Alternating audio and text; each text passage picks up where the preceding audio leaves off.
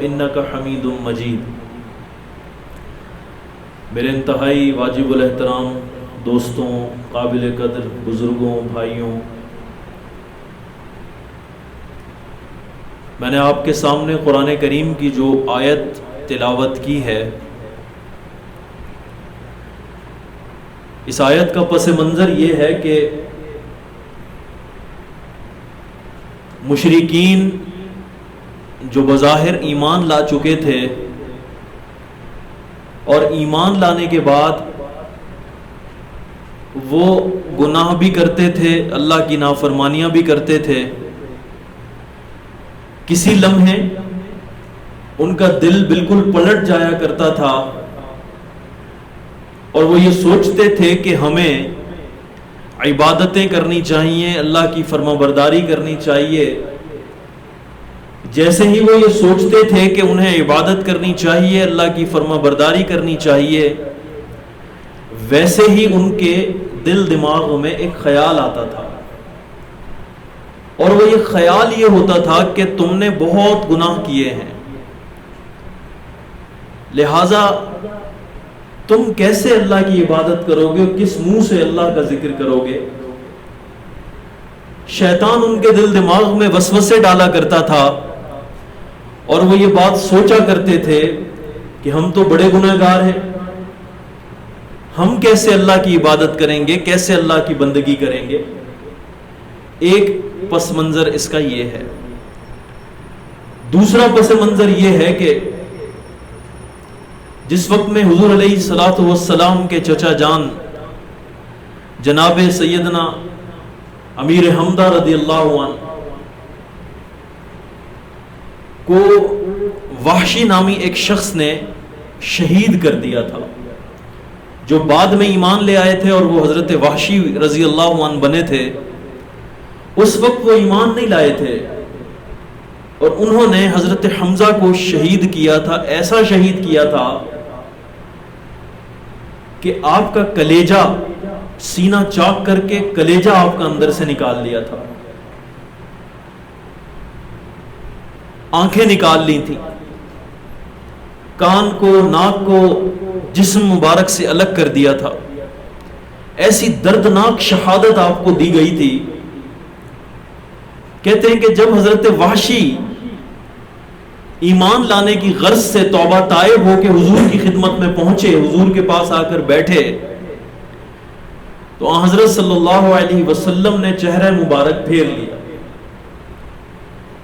جب حضرت نے ناراضگی کا اظہار فرمایا، چہرہ مبارک پھیر لیا، تو فقہائے کرام لکھتے ہیں دوسری یہ وجہ ہے اس آیت کے نازل ہونے کی کہ اللہ نے پھر یہ آیت قرآن کی نازل فرمائی،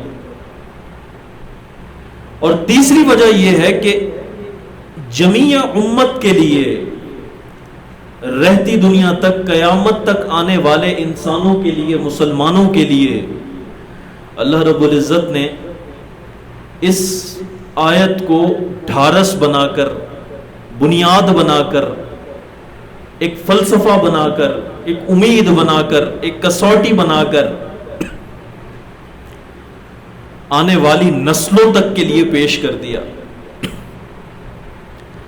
اب مخاطب بھی اس میں اللہ کے نبی سے ہو رہے ہیں۔ اللہ رب العزت فرمایا کل کہہ دیجئے اے حبیب صلی اللہ علیہ وسلم، کل ان سے کہہ دیجئے، عبادی الذین اسرفوا علی انفسہم، وہ لوگ جنہوں نے اپنی جانوں پر ظلم کیا، گناہ کیے، میری نافرمانیاں کی، لا تقنطوا من رحمت اللہ، میری رحمت سے ہرگز نا امید نہ ہونا،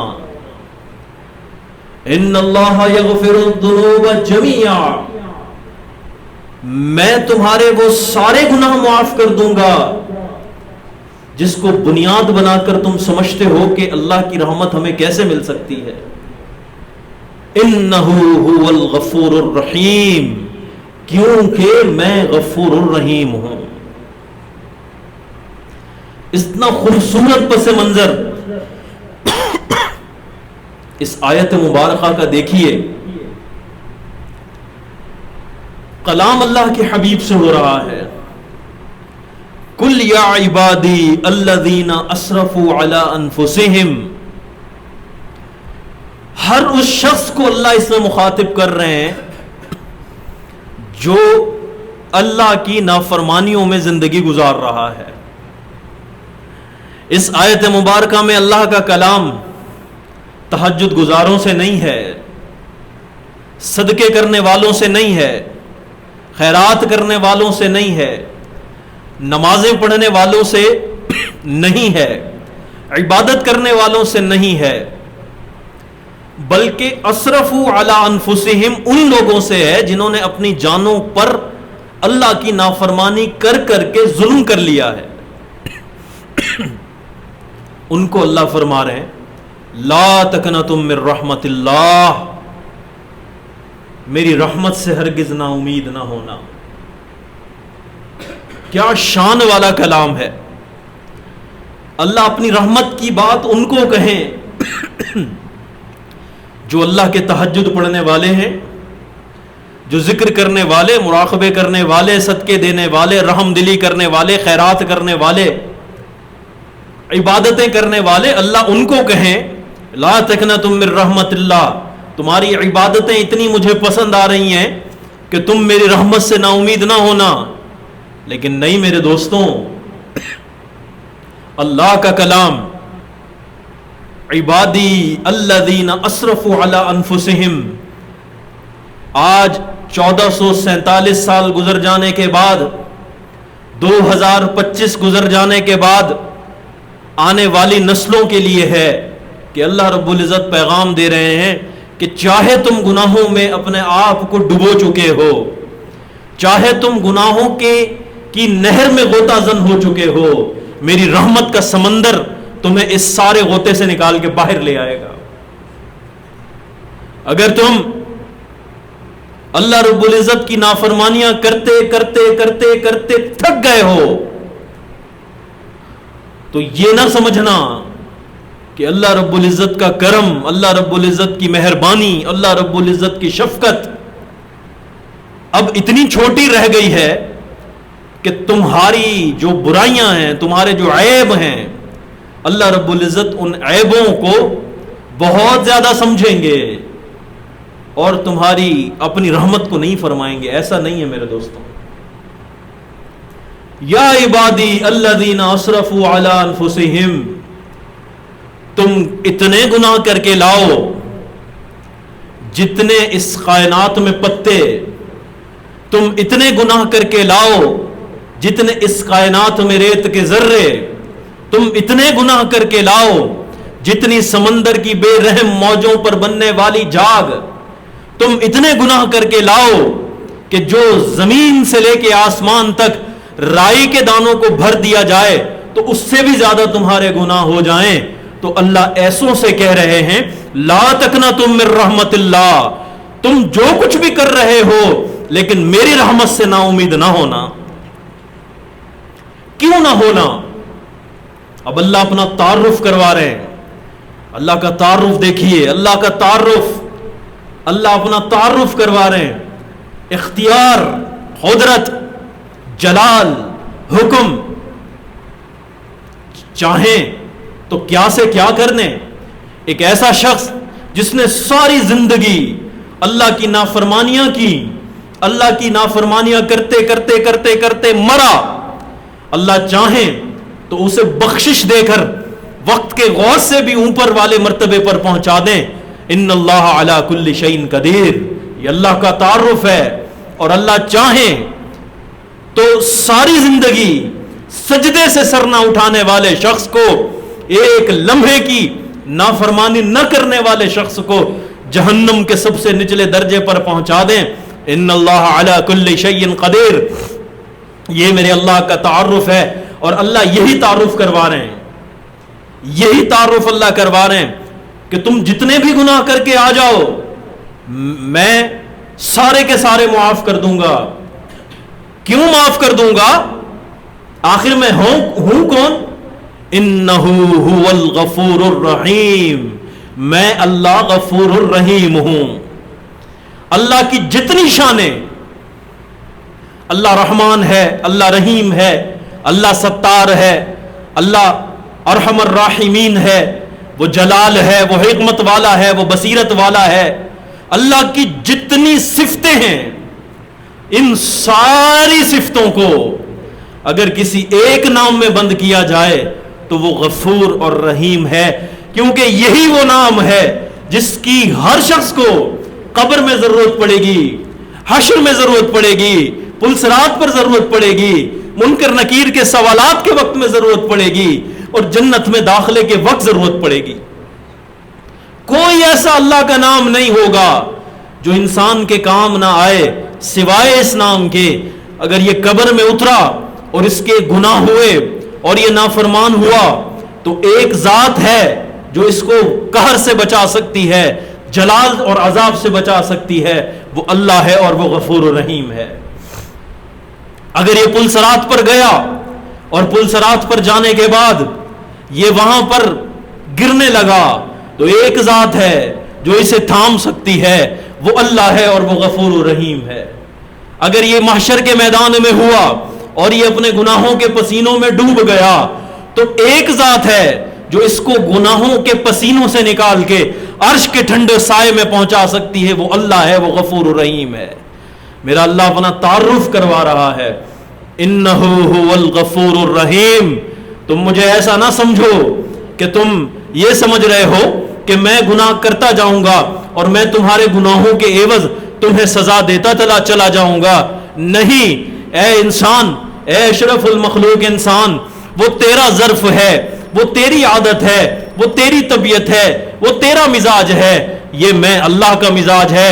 تو جو بھی کر کے میرے پاس آ جا، تجھے یہ نہیں کہا جائے گا کہ ساری زندگی کہاں بسر کرتا رہا. آج دیکھیں کسی سے دنیا میں ذرا سا اختلاف ہو جائے اور بندہ کافی دنوں بعد اس کے پاس چلا جائے تو سب سے پہلے یہی طعنہ سننے کو ملتا ہے، اتنا عرصہ کہاں رہ گئے، اتنے ٹائم بعد آ رہے ہو، اتنے ٹائم تک مر گئے تھے، اندھے ہو گئے تھے.